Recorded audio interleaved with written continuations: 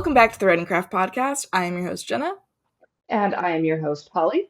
and today we're having a chat about consistency because this is like the number one thing I struggle with. I think a lot of people struggle with this, honestly. I do as well, and I hear about it from I think every writer that I've talked to. So hopefully this one will be a useful one for anyone listening too. Yeah, definitely. Because I was talking to you before we started. I was having sprints with friends last night in our hashtag Petty Writers Club, and we were talking about the fact that that's what everybody in our group struggled with was like the lack of consistency in a single project or writing every single day or whatever it might be that they were aiming for. Like even the most people you see are like the most consistent, they even feel like they're not consistent. Like I thought they were like writing way more than I was, but then they felt like I was writing way more because I get higher word counts. And it's like, no, I write way less, but I write very quickly. And when I do write, I'll do like a good 3 hours of just pure writing and get like 5K done, and then it'll take them like weeks to get to 5K. So but then I won't write for weeks. But so I know like I would finish so many more projects if I just wrote consistently because I write so fast. But achieving that has always been my struggle. Yeah, and that's the thing. I think and we've talked about this before about like when you have these assumptions about what other people are doing and you're looking at that and you're thinking, "Oh no, like I'm not doing this and this person is this way," and you can get all tied up in knots about it. And then if you actually talk to the person and find out their real schedule and what they're actually doing, you're like, "Oh, either you're probably going to be on the same page or they might be even less productive as you than you are." Like sometimes that's the case. It's really funny. Like I know like I do a lot of output and a lot of stuff, and some people think that I have it very much together, but especially right now I really do not. Well, then, yeah, you've got the whole traveling, thing under your belt as well happening right now, the digital nomad lifestyle. So you can't just go, okay, well, I'm going to just, work on this all day inside, because, everything we do is right pretty much indoors because like the whole point of the digital nomad lifestyle is to go and see things, go outside, experience like the area you're in. So like that kind of takes a lot of the priority away from your other projects. Yeah, no, it does. And I'm usually very good at prioritizing my work, and I have been, but like so this week actually, just to go on a tiny little side tangent, I'm in Croatia, and I was planning to be here for 3 weeks, and part of that 3 weeks is regrouping, which I've been doing, which is good, and I'm staying in a hostel, so I'm being like very affordable right now and stuff like that. And so the first couple days I was here, I went out and I did stuff, and I saw this like I didn't even know this like religious event was happening with people like parading through the streets and that. So I got lucky and I saw this really cool thing like in their ancient town center and stuff like that. But this whole past week, I've been playing catch up and I've just been working. So I like grab my pile of stuff and I go out onto the communal tables every day, and I'm just there at my like computer station, and people will walk by and be like, do you want a break? Do you want to talk for a minute? Like, what are you doing? You want to have a drink?" And I'm like, working. And it's been building up, and I'm just feeling like I should be out there. I should be out there doing things. I should be looking at things. I'm here. I'm in this like beautiful place surrounded by mountains, and I'm just working. So yeah, it does add like an extra level of anxiety about being consistent for sure. Yeah, because at that point you're like, am I consistently going out to experience this like once in a lifetime opportunity, or am I like consistently working on the things that I already set deadlines and obligations for myself? Like, what do? And which is stuff that I like. I have a friend who will say to me, he's like, just stop working so much. Like just chill. Stop working so much. I'm like, no, you don't understand. I literally can't.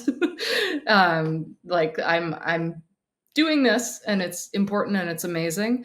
But at the same time, I can't just drop the things that I'm doing that go towards building the rest of my life, not just this year, right? So balancing stuff can be an experience. Yeah, definitely. And I think a lot of people, they always say like, okay, well, be present, be present. Like that's a big thing we're hearing now because we're always on our phones, like, and that is so important to be present in the moment that you're in. But like just because you're traveling or because you're, doing these other things, like yes, you're present in the location you're at, but you also have to be present in knowing that like the things you do now, especially in I think both of our lives right now, are setting us up for the futures that we want or don't want, based off Yeah. of our actions now with, projects, writing, all of those different things that we have plans and goals and aspirations for. So I'm sorry if you can hear a cat singing to me right I now. love it. It's so cute. But yeah, so I think that adds like that pressure as well. And for some people, they do really well under it, and some people do not. So it's really a case by case scenario in that regard. Like I know for me personally, I would in my head, I feel like I would love the digital nomad lifestyle, but then I know I would have that pressure of like I have a limited amount of time at a specific location, and like not being able to enjoy it to its fullest because I'm half present in one thing, half present in another. I would just want to go on vacation. Like, even if it takes me a million years to get to Europe and to the places that you've been to, like, I would rather just like take the week and that's all I do. Excuse Yeah, me. definitely.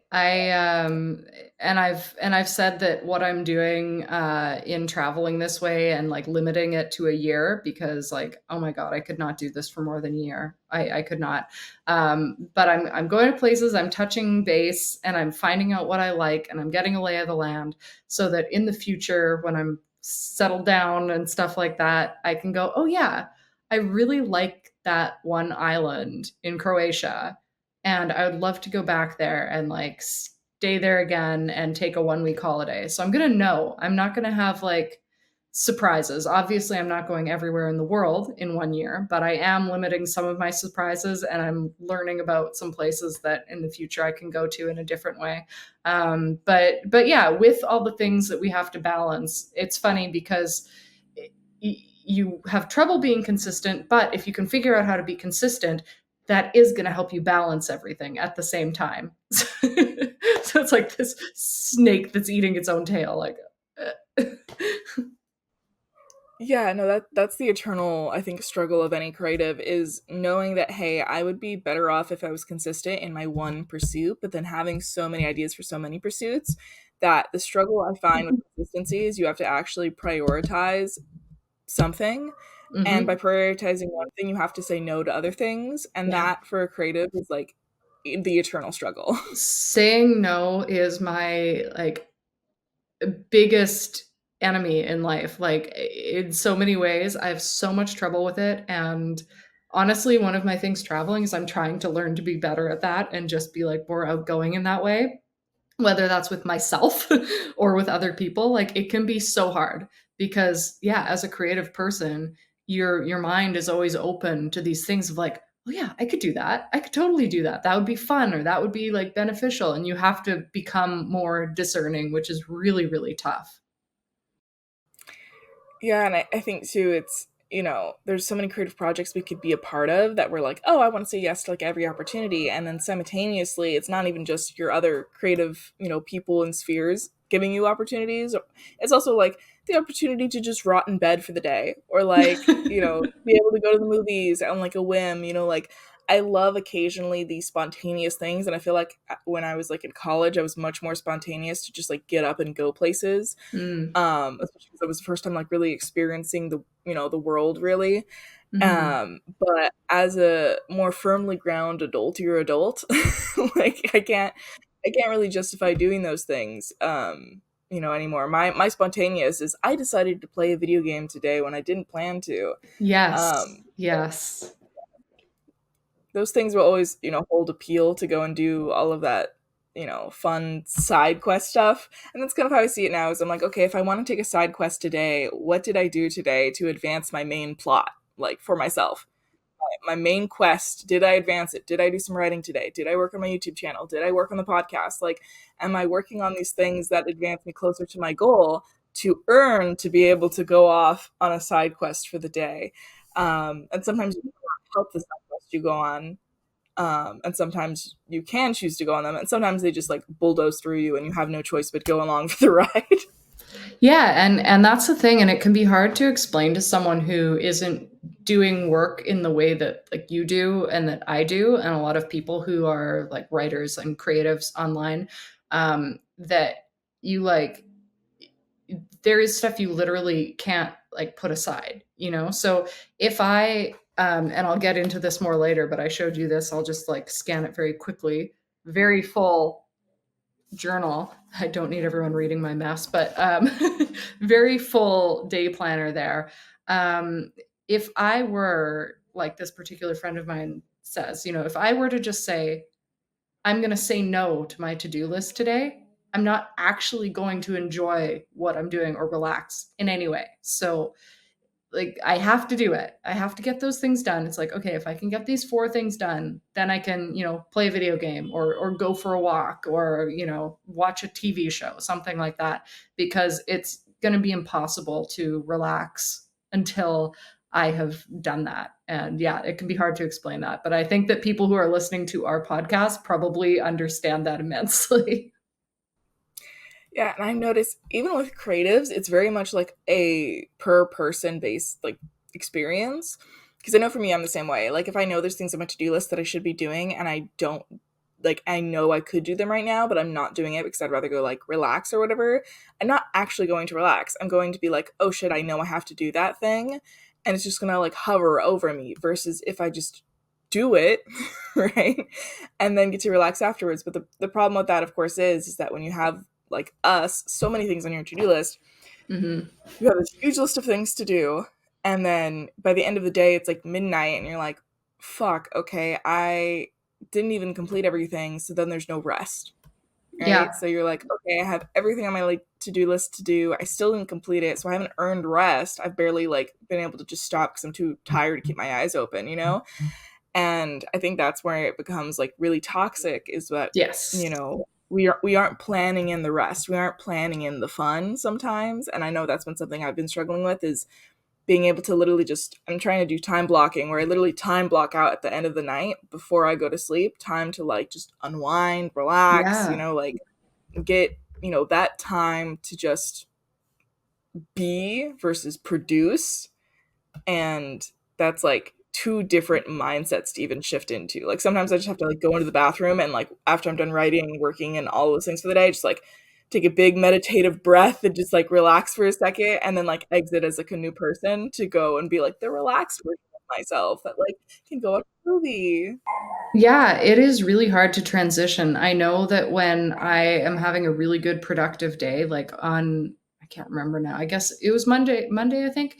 So on Monday, I finally like got into the zone and I was doing really well. But the thing is, I went so long and so hard that I could feel it sort of starting to fall apart and the work wasn't being quite as good. But I couldn't detach. I was there and it was like, I don't know, it was like 10 at night or something. And I was like, I just want to keep going. I don't want to go to sleep. I don't want to stop, but I literally can't detach. And it's so hard to find that thing. And sometimes I'll put a YouTube video on and I'll be like, okay, just listen to something that's not related at all to what you're doing right now and shift your brain. It can be so hard. Yeah, fucking yeah, you're speaking my existence right now. Yeah, when I'm having like a really good writing day, I will just keep going. Like there's nothing that will stop me, and until like my husband goes going to bed, I'll be like, It's like, 30 more bed, minutes. what's that? Why would I do that?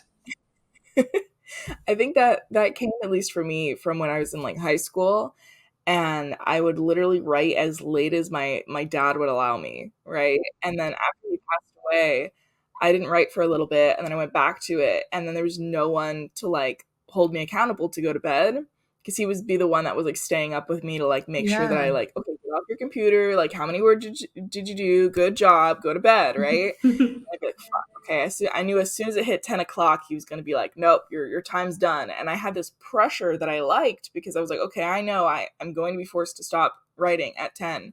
And I would, get home, do my homework, and then I'd be writing literally from like 6 to 10 every single night. And then I knew on Fridays, weekends, I could stay up like as long as I wanted, basically. And I would just feel like, okay, I'm on a leash now. I have this freedom. Like, my dad's not going to tell me to go to sleep. It's the weekend, like, I don't have school. And I would just like let loose, go to sleep at like 6 a.m., like 8 a.m., just be fully nocturnal. And then during the summer vacations, it was the same thing where he's, unless we had something coming up, like, he's like, okay, just do you, right? And I would just binge write. Like I wrote 100,000 word book in a month during summer vacation in high school, and I just like every day. That's the only thing I did is I watched Supernatural and I wrote a book.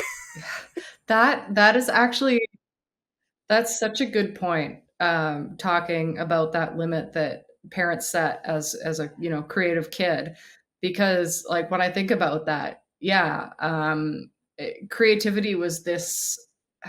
How do I say it? Like this. I don't know, this luscious thing that I was always trying to get as much of as I could when I was a kid. And you would have those limits of like, okay, well now it's bedtime because you have to go to school in the morning. And so you would work as hard as you could up until that last moment. And then every weekend was like a gift that you could do more of it. And because we are those types who are just going to keep going and going when we're in the zone, if you don't have some figure telling you no, then yeah, you're just going to keep going after it. It's like that drug. You're like, just another hit, just another Yeah. hit.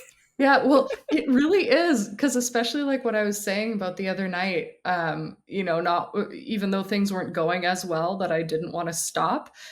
It's like that. It's like chasing a high, right? Like I was doing so well this afternoon, and even though I'm not doing as well, and it's like 10 o'clock at night, I gotta just keep going because I was doing well, and I'm gonna get that thing again. I'm gonna get that hit again of success if I just keep going and going.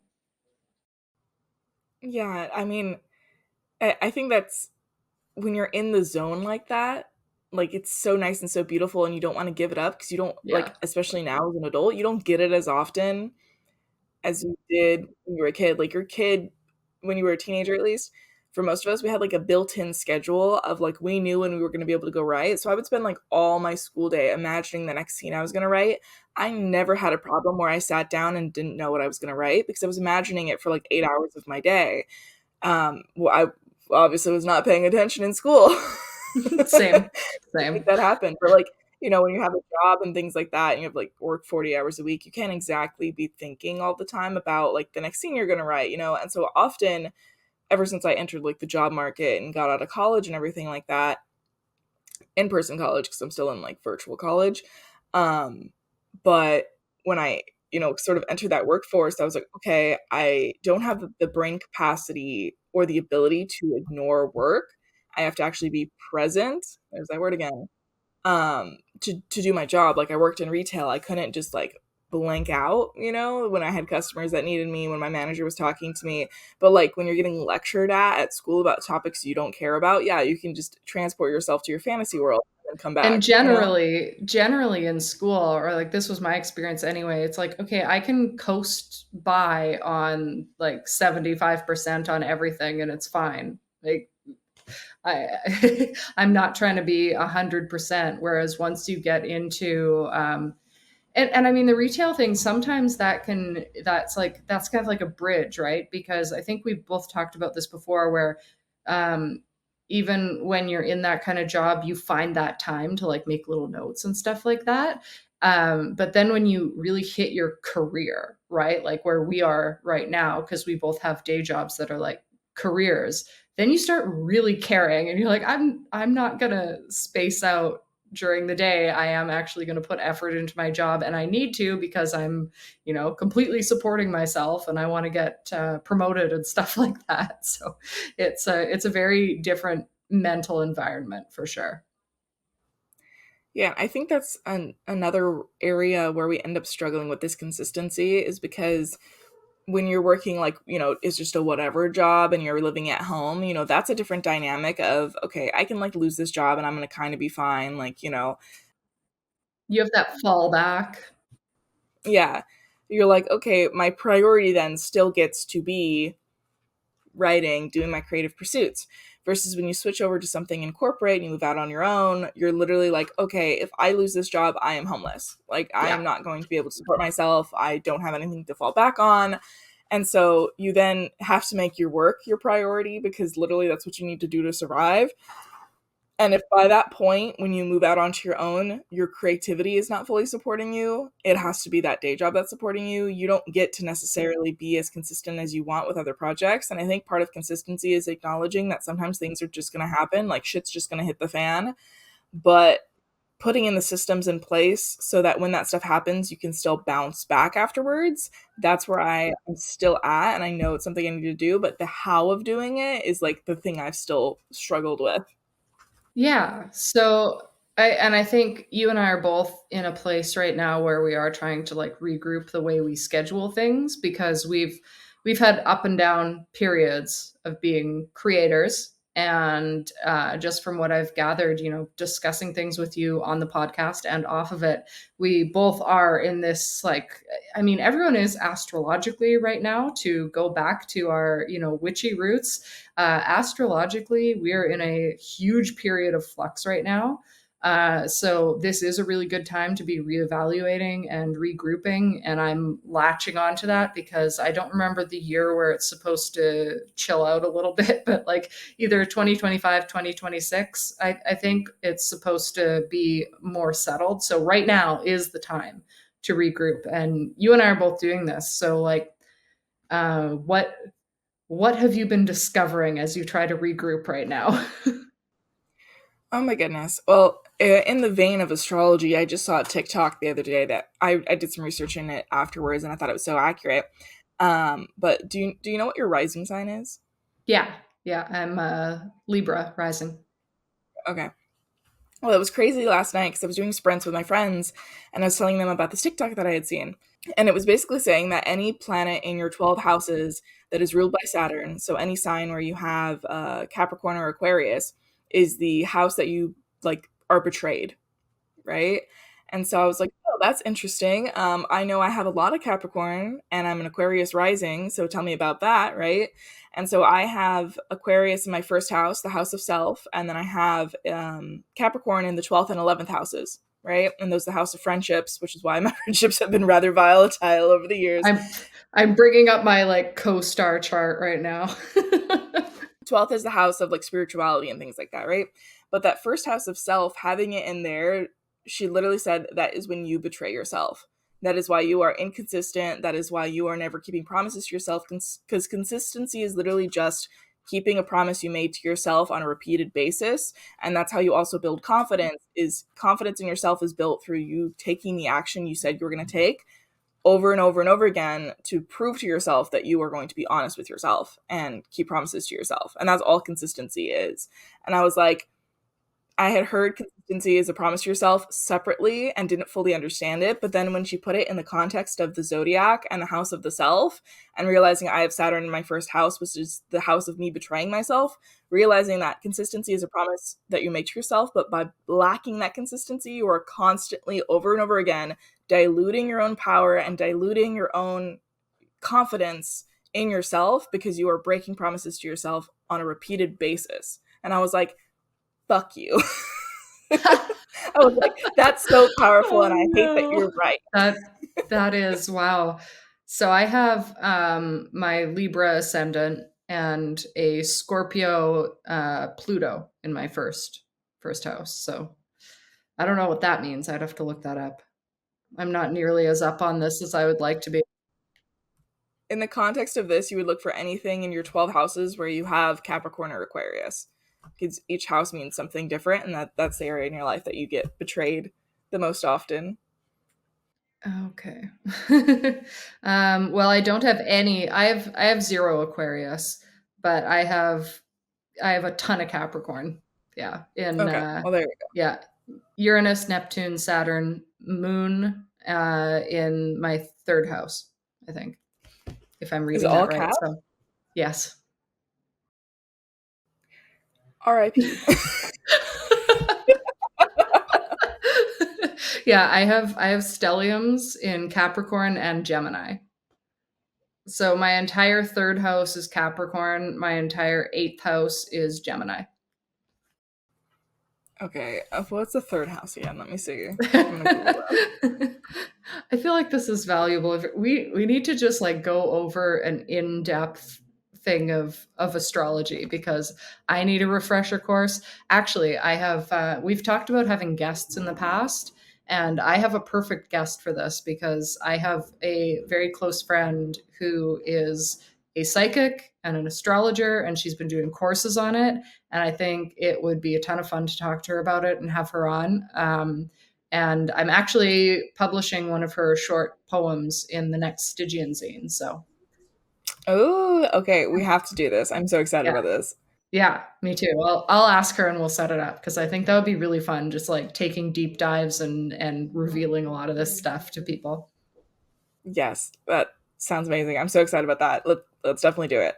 And then I looked at the third house, and it says it deals with communication and travel, as well as your immediate family environment, including your siblings. Your early education is reflected here, your schooling and your attitude towards learning, the experiences you had there, and the memories that you made.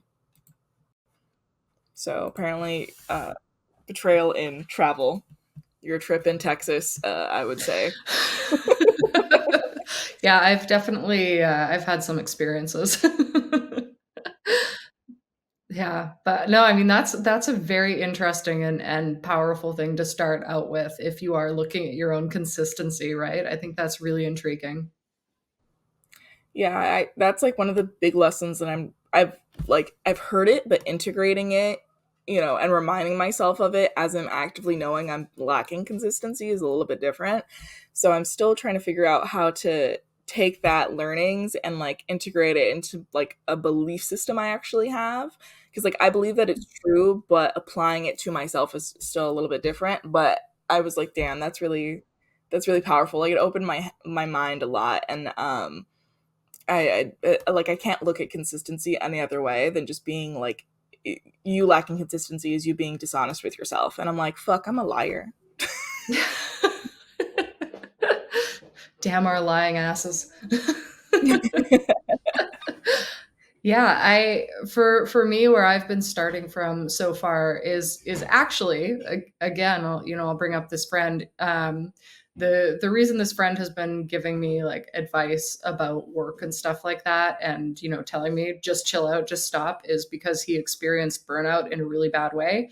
And he used to run his own business, and now he's gradually like getting out of that and going back to school and getting into the like day job career world. And so for him, taking time off has become like paramount. It's become very, very important because of having that burnout experience.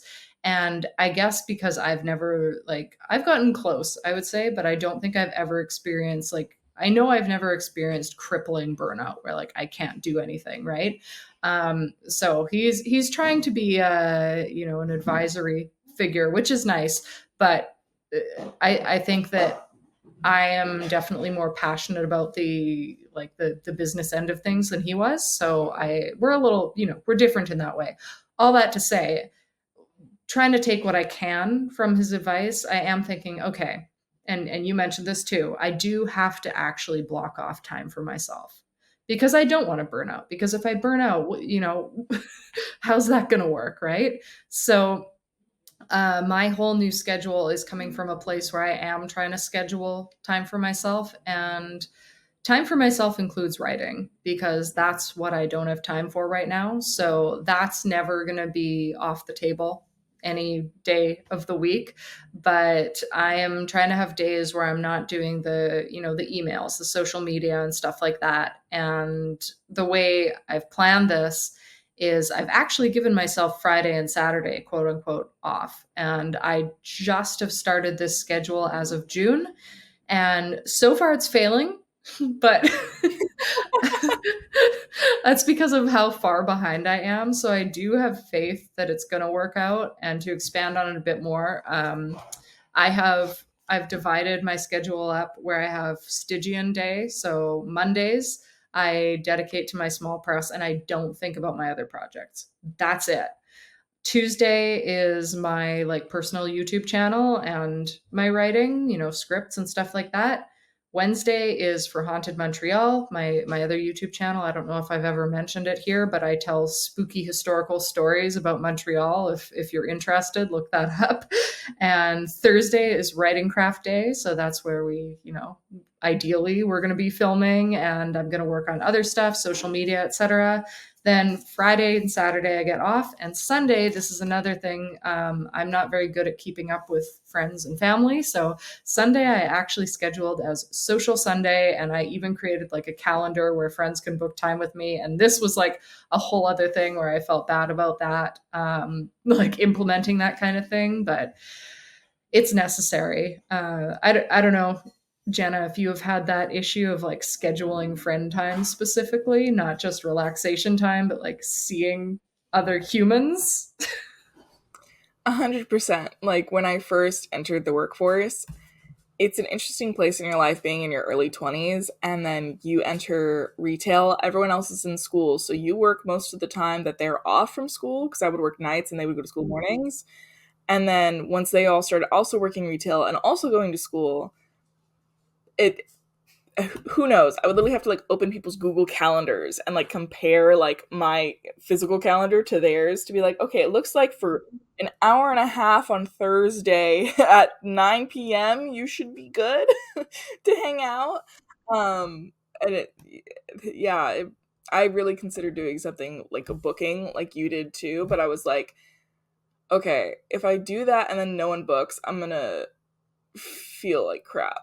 Oh That no one no. wants to book with me. So I was just like, I'm just That not gonna do that. oh no. No, I've like I don't know. I'm not worried about that. I cuz I'm just oh my god, I'm so antisocial. Like I it's just like, oh, if no one books one day, I'll have another day off.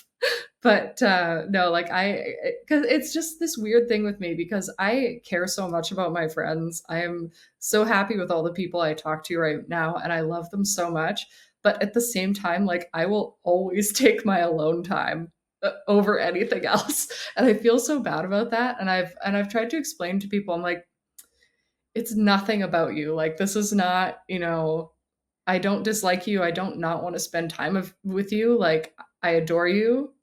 But sometimes I might just disappear for a month. I don't know what to say. So yeah, this is hoping to in hopes to fix this a little bit. We'll see how it goes. But yeah, I did feel bad. I'm like giving my friends a Calendly link to book time with me feels like kind of a jerk face move, but I think my friends understand how much I have going on and that by doing this, I am actually going to be able to give them more time than I have previously. So I very much believe in this schedule that I'm creating. I just can't wait for it to actually work out. Yeah, no, I think it can come across like kind of, in that negative light, Like type A. But I think for anybody who does know you, they're like, yeah, no, this checks out. This is great, Yeah. Like I don't know, if someone gets mad about it, like they don't know you. They don't know. Like that's my hope. Thank you. Like I have to, otherwise I'm never going to talk to anyone again. So like, that's the You're gonna be like, option. "Yeah, this podcast is my only social interaction." Pretty much. Be like, write a story and I'll publish you and like then we can talk. I don't know what else to say. Checks out. If I make you if I make you part of work, then you can be included. Yeah, and like honestly, that's kind of an honor. It's like if I'm bringing you into my work world, then like I really want to be close. It's a good thing. I am I don't honored. know. Yeah. You should be.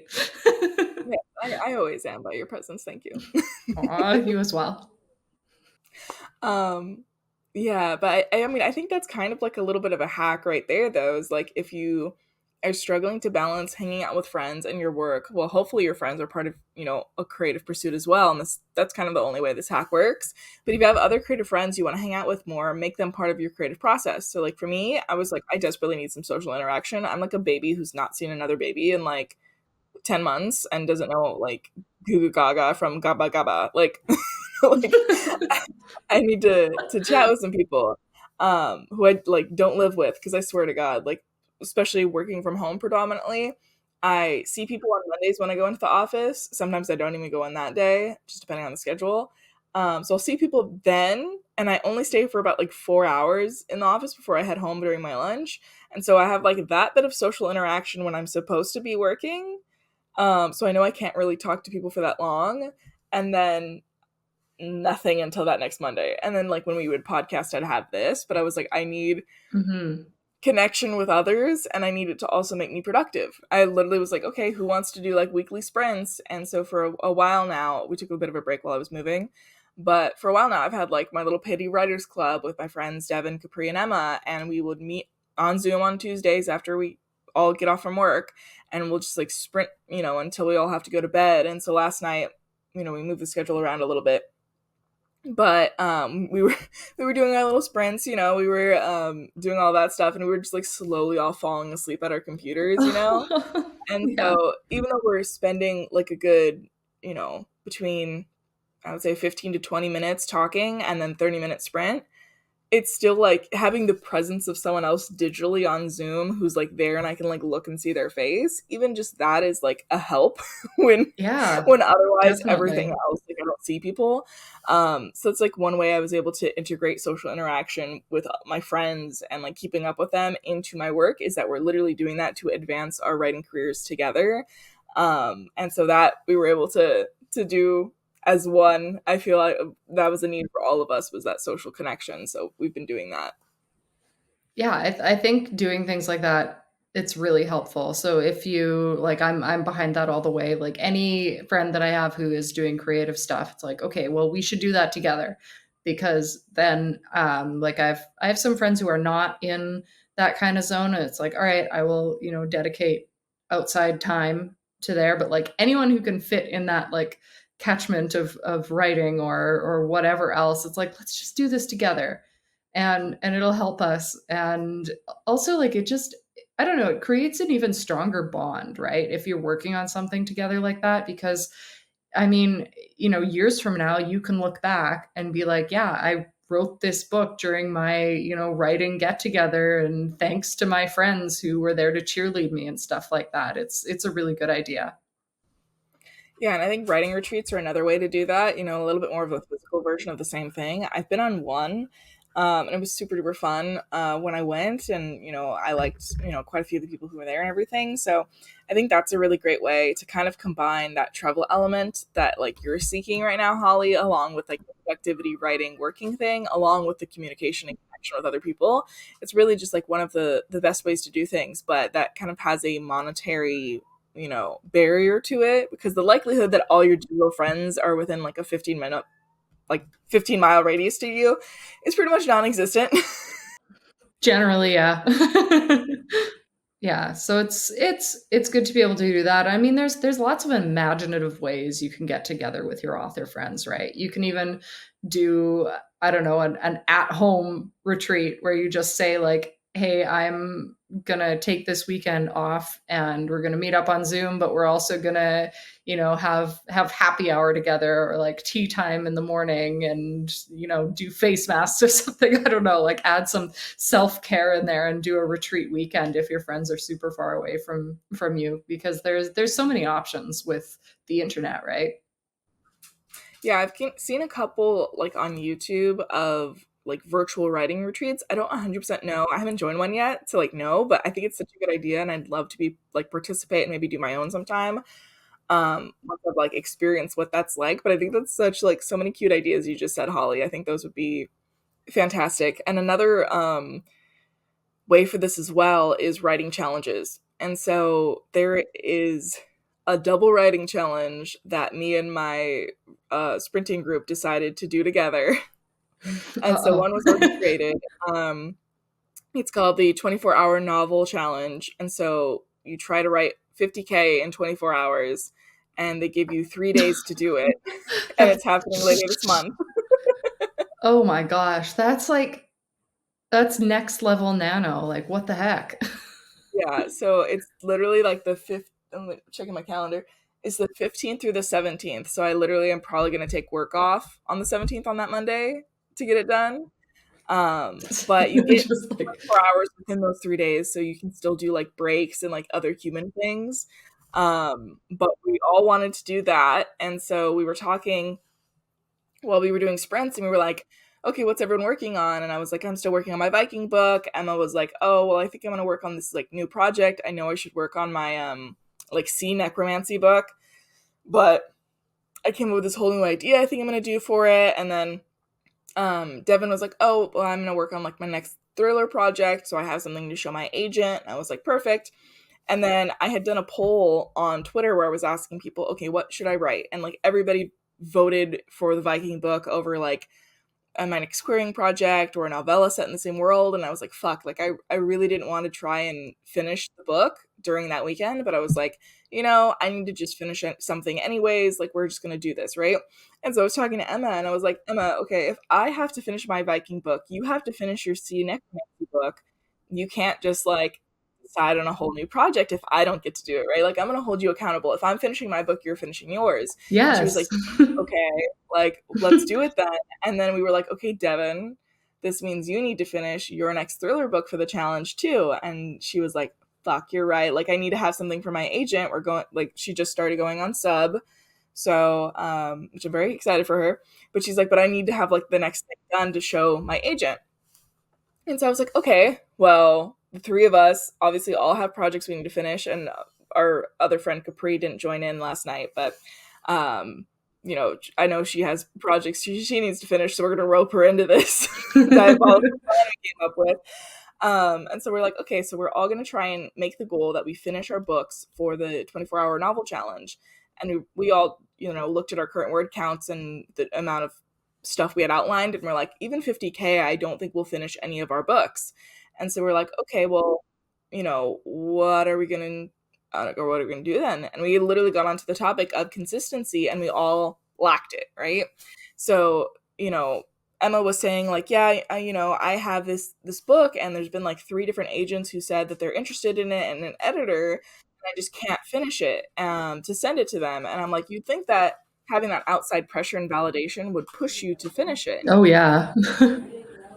And then I, said the same thing. I was like, and Devin too, you have like, an agent. You think that that would pressure you to finishing the project? And we're like, no. And then even for me, I had an agent who read my queer space opera Spaceborne 3 times in full, trying to come up with an editorial vision for it, and they just couldn't do it.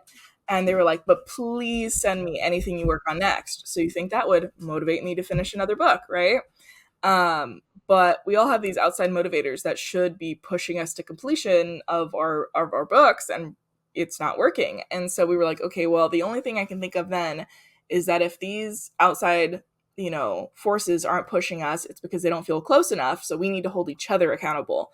And so we decided on taking on an extra challenge where we're going to write a minimum 1,000 words a day from yesterday and all the way through to the end of the month. And then through the challenge, obviously that word count will be raised. But by the end of the month, the hope would be is that we're just going to keep going until we all finish our books. And if we do not meet our 1,000-word goal for a day, we have to tack on an extra 100 words for the next day. So we have 1,000, 1,100, Yeah, 1,200. yeah. 100 words isn't so bad. It's, when you first start, but if you miss multiple days in a row, that's when like it's going to catch up with you, right? And that's, a perfect metaphor exactly for consistency, is that if you take one day off or you don't do one thing one day, it's not so bad. But then when you reflect back on it and you have a million things to do that you just kept putting off, then all of a sudden you are overwhelmed, and that's when burnout really gets you. So we're implementing both of those challenges this month: 1,000 words a day challenge, and then also the 24-hour novel challenge, to try and get all of our books done before the end of the month. I already feel myself regretting it, but the idea is to literally hold each other accountable, and motivate each other to finish. And I think by even seeing in our little Google sheet that we have other people put their word counts down, it's going to motivate me to be like, okay, I have no excuse. Like, I need to go to do it. And so I think it's going to work, but we will catch up with you guys later and let you know. Well, I'm wishing you all the best. I think that's an amazing goal. And seeing those numbers in the spreadsheet, like I think I think friendly competition, even we might call it, is a really good thing for consistency, honestly.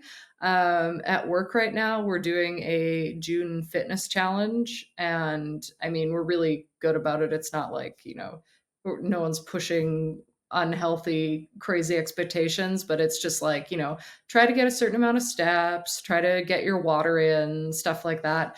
And we have we have different teams, and we have a team spreadsheet, and I'm participating because um, I I like my coworkers a lot, but at the same time, we have rewards for doing things like this, where we get nectar points, which can go towards Airbnb gift cards, and I need those right now. So, so I'm doing the fitness challenge in with everything else.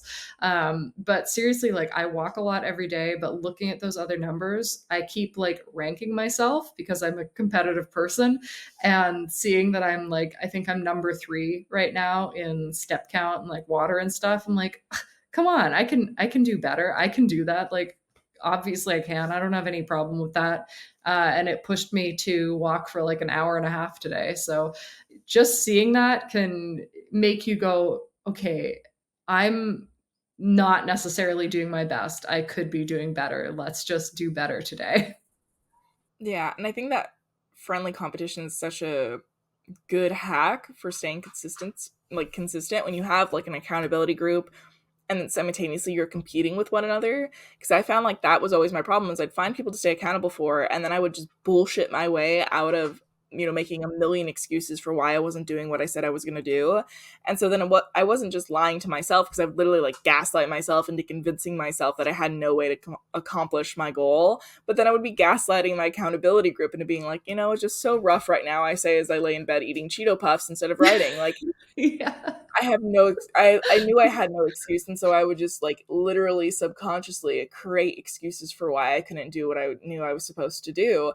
And again, breaking those promises to myself, so that by making it a competition, I'm like firing off a different part of my brain that wants to like friendly compete with my friends and like be like, look at how many words I did, like look at this, and I don't know, it's probably like a little bit of outside validation from having great word counts, and then also just being like, ha, I did better than you, do better than me. And then it's even exciting though when you see your friend get a higher word count than you and you're like, yes, let's go. Like you don't get mad because it's like all part of the game. And so I think all of that lends itself to being just a really great environment to achieve stuff. So hopefully this leads to great consistency for all of us. Yeah, and that's the thing. Like you want the right kind of group too, who's going to keep that competition friendly and keep rooting for each other and not like have anyone getting salty or mean and stuff like that. So if you have that, that's a really good thing. Yeah. Well, I think too, you gotta have like people who will actually hold you accountable, because that was always my problem before, is that people would just know I was bullshitting them and they would let me. And I'm like, and I would tell them, I'd be like, no, like literally hold me accountable. Like that's what you're here for. Like tell me I'm full of shit. Like, and in the most polite, friend way possible, or just literally tell me I'm full of shit, because like I can take it Kindly, away. kindly, Jenna. Kindly and with all the love, Jenna. You're full of shit. Like, no, I love that. Like, please do. Um, and so I would always have these accountability partners, and they would just be like, oh, yeah, no, that makes sense why you couldn't write today. Okay, like, check back tomorrow. And they do like that every day. And I'd be like, okay, well, I can get away with just lying because they're not holding me accountable. And I'm like, that's my toxic side, is like, if I can get away with it, I will. Like, Oh, yeah, yeah. I realized that I'm like a shortcut person, which is really funny considering the stuff that I do. Like I'm absolutely a shortcut person. When it comes to work, if there is a shortcut, like I am going to try to take it. And I have to stop myself from doing that a lot of the time, where it's like, yeah, you can get from A to B by like leaping over this thing, but like if you actually just go through it, then your work's going to be better in the end. But my brain's just like shortcuts, shortcuts. And again, that's back to school, where I was desperately trying to get my like elementary, middle, high school work done so that I could do the things I wanted to do. So anytime I feel like I have to do something, I'm probably going to try to take a shortcut if I can. same exact way. You just put it so eloquently. Like that is literally it. And it's like phoning it in. Like I did this one challenge where I was like, okay, I'm gonna try and write like every single day, and it doesn't really matter the word count. I just want to like try to get that habit created, and which is a good intention to have. But without that word count, I would literally just on my phone like write 2 words and be like, I'm done. And that's that like that consistency thing of like lying to yourself too, because like you're not making yourself any happier by doing that, but yet we keep doing it.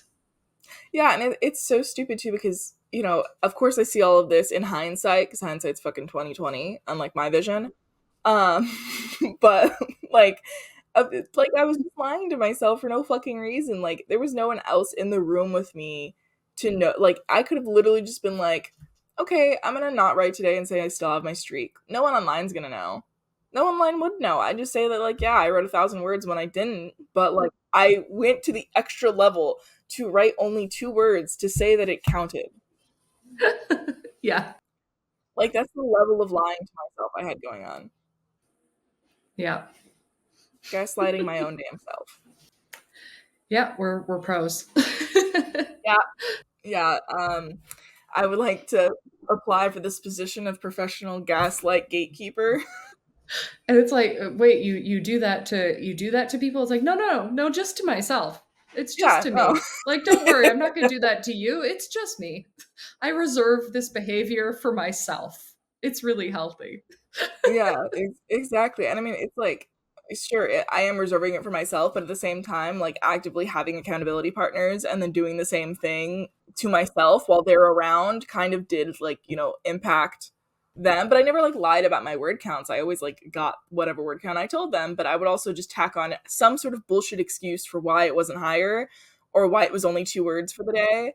And I'm like, yes, I know I have a busy schedule. I know I have all of these things. I got fur babies that are going fucking crazy in the background of this podcast. I've got, like I was moving, I was getting married, all of these other, crazy life, things.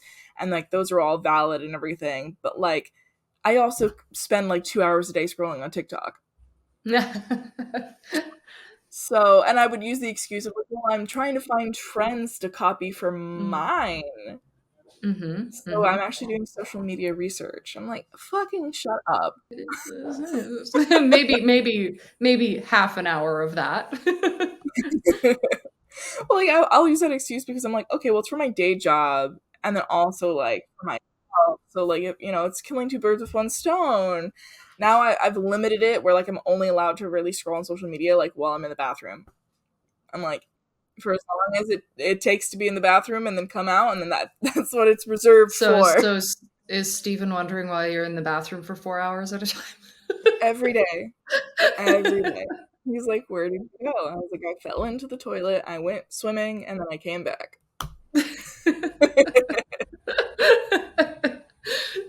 So as we come up on the hour, I think maybe we should give like our, I don't know, top current tips for what we're trying to do with our consistency. So maybe people can adopt those. What would yours be? Mine would be accountability, real accountability partners, not lying to yourself. And then I always hear the saying too of, when you're trying to be consistent, you can't focus on consistency. You just focus on the thing you're actually trying to do. So I would say that is another big one. I'd also recommend a Kanban board, breaking down your goals into, 10-year plan, 5-year plan, 1-year plan, and then breaking it up by quarter, and then by week, and then by day, or month, and then week, and then day. That's how I kind of do things. And I've also been using a lot of the methods I learned from HB90. So I'll have a link below if you guys want to go and check that out. Sarah Cannon kind of teaches a lot of the Kanban board method and then time blocking in that course. Expanded my mind, and I'm going to be taking it again like every single quarter to prep for the next quarter. Because I mean, like I'll show you a little bit of the printout that she does a little bit. I'm going to hide some of the stuff on here, but here's like her printout for the time blocking.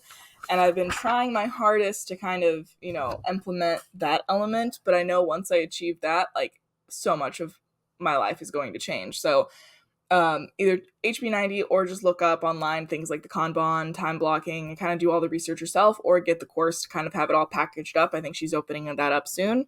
And if this episode is released after it's already closed, I'm so sorry. Wait for the next next time she opens the course, because I realize we're doing this in advance. But I love her stuff, so check her stuff out as well.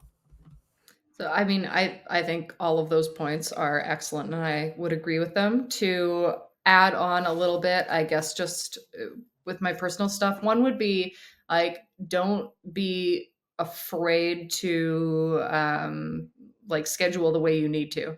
And I say that in terms of friends because I know that I know better than like a lot of people, I think, how it can be kind of scary to be like, hey friends, I love you, but I am not going to talk to you for a long time. And there can be those expectations. I've received like nasty messages before and stuff like that.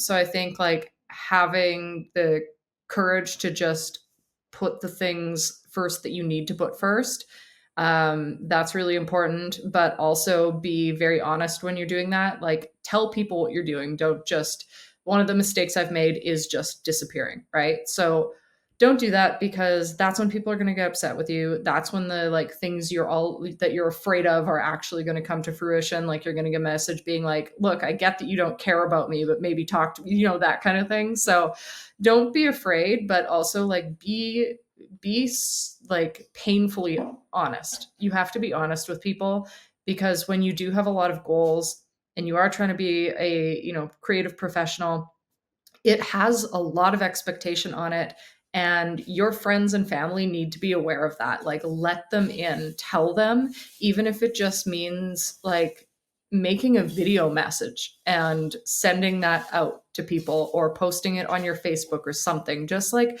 be in communication, because I think that's really important, and that has helped me a lot, because I was afraid for a long time to just be open about, all my thinking behind these things, and I would just continue doing my thing, and that's not the way to do it. So that's one thing. And the other would be like, yes, your personal time and your self-care is really important. So if you have multiple projects on the go, make sure that you are scheduling your personal time. Like I said before, I'm doing days per project, and that, is on top of my day job. So it is a lot, but training your brain to focus on one thing at a time is really important, because once you're focusing on like 15 things, 15 different projects on one day, like none of them are going to get done properly. And I guess the third thing I would say is that it is okay to, when you're being productive in that way, to put something off. So like if I'm working on Stygian on Monday and I am not working on my personal stuff until Tuesday, if I come up with something, I'm like, oh my God, I need to do that on my personal thing, just make a note and put it aside so you don't forget it, but don't think about it. Just stay focused. Like, one day is not going to kill you. It is better to focus on things properly, give yourself time, because in the long run, it's going to turn out better. It is going to turn out better in the long run, even if it feels like a bit slower somehow while you're doing it. The reason I believe in what I'm doing right now so much, even though it's not fully working yet, is because I can see that layout and I know that it's going to be a really positive thing once it does start doing what it needs to do. And it's going to be better for my brain, and it's going to be better for all of my projects. So don't be afraid to take your time. Definitely. And I think to add on to that too, like, if you do send out a video message to your friends and you're trying not to go ghost on them, but you're trying to be very clear and honest with them, there are times as well that like I've done that and people are not going to still be receptive well, even to your just utmost honesty. And in the end, those just aren't your people, like if people aren't willing to understand where you're coming from and they only see it from their viewpoint of like, some people who literally don't have any creative pursuits, or, they literally, are like, oh, I'll write a book one day, a million years from now, whatever it might be. They're not going to understand where you're coming from when you're taking things seriously. And like in that case, they're just not your people if they're going to be offended by you literally laying the grounds of your boundaries and what you need to be able to function in our society today as a creative person, which is not really built for us. So I would add, that onto it, that, you'll find kind of your people who get you along the way, and, make time for those people and make time for the people who you care about the most. But also don't be surprised if some people just don't get it in the end, because I mean, they're probably not your people in in the end of things. But, love them anyways, but maybe just from afar. Well said. Yeah, that's absolutely true. I would say one of the reasons I do have what I would consider to be quite a good friend group right now is because they do get it, whether they're doing as much as me or not. Like, they get it. They get it. They trust that what I'm saying is true, that I do care about them. They're not saying, oh, like you're lying about that or anything. So you'll find your tribe. And by doing more creative things, if you are losing friends who are not in that sphere along the way, you're going to find new ones. Definitely. Like, literally, me and Holly became friends from a cold email. Exactly. There you have it. With friendships of just a plethora of random places, and like I'm very grateful for me, like meeting Holly and having the connection that we both have and those things, and finding someone who's also just as busy as me, but still both of us making the time for each other. That shows a lot of like the respect we have for one another, and like the bonds we've built and things like that. And I think that's really the way to test those bonds of your friendships, your relationships and stuff, is when you're prioritizing your work and you still manage to find or make the effort to bring them into the fold in some sort of way, to save time for them, to have still communication with them and everything. That really, I always feel just honored, like, thank you, I know you're so busy, thanks for making time for me. And people who take that as, oh, but you should make even more time for me, like that, it's not the same dynamic at all. No, it's definitely not. And yeah, those friendships can be hard to keep up for sure when you have a lot going on. Yeah, and I mean everything's different. So if you guys have any of your own tips for how you're managing consistency, or if you're just floundering in it, do let us know if you're on YouTube and can comment down below in the comments. We'd love to continue this conversation because I think it's definitely a really long one that, God, you could talk about for forever. Yeah, and honestly, I'm 35 and I'm trying a whole new way of remaining consistent. I will always be experimenting with new things. So I am always looking forward to hearing what other people have to say. I think it's really valuable. And who knows what little trick you've figured out that might be like that thing for someone that puts it all together for them. So definitely share. We want to see. I'm sure everyone else wants to see as well. Definitely. And I think just, trust that you can do it, believe in yourself, keep those promises to yourself, and you're already going to be in a far better and more productive place than you have been before.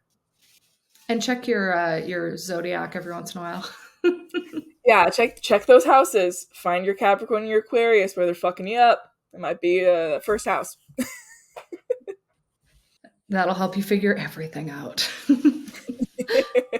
I do love the zodiacs for that very reason. But we'll catch you guys in the next one. So do let us know as well if you guys have any topics you'd like us to cover, and we will make sure to get to those soon. Absolutely. Thank you so much for tuning in. I hope you can all stay consistent, and we'll talk to you again next time.